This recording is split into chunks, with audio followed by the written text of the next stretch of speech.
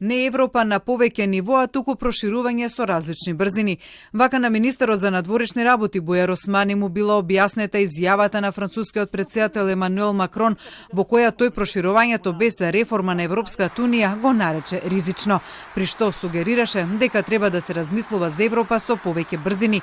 Османи рече дека лично побара од француската министерка за Европа, која беше со него на Бледскиот стратешки форум во Словенија, да му каже што точно мисли Макрон под Европа во повеќе брзини. Јас имав состанок и ги прашав буквално зошто две контрадикторни изјави на изглед меѓу двајца важни лидери на Европската унија. Одговорот беше дека Макрон не мислел на слоеви, туку на брзини, буквално брзини. Дека ако Македонија е спремна пред 2030, може и да стане членка пред 2030, дека нема анблок да влезат сите земји. Ако е така, јас верувам на француска министерка за Европа. Доколку не демантира, тоа е друго прашање. Османи, иако добил вакво верување од француските официјални представници дека Франција не предлага некаков модел на создавање членки на Европската унија од прв и втор ред, денеска со став дека Македонија никогаш нема да прифати било каков друг модел на членство во унијата освен полноправно.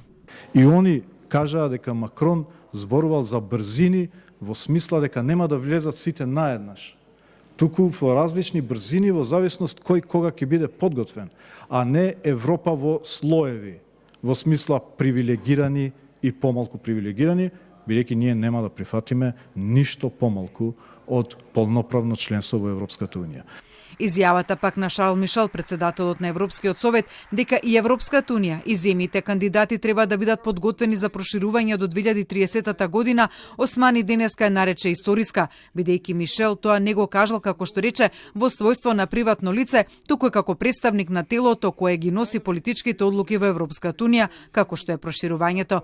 За шефот на дипломатијата при тоа разбирлив е воздржаниот став на Европската комисија за датумот кој го испорача Мишел за следното проширување, велики дека ингеренција на комисијата е исполнување на критериумите за членство на земјите кандидати, а не носење одлука за датум за проширување.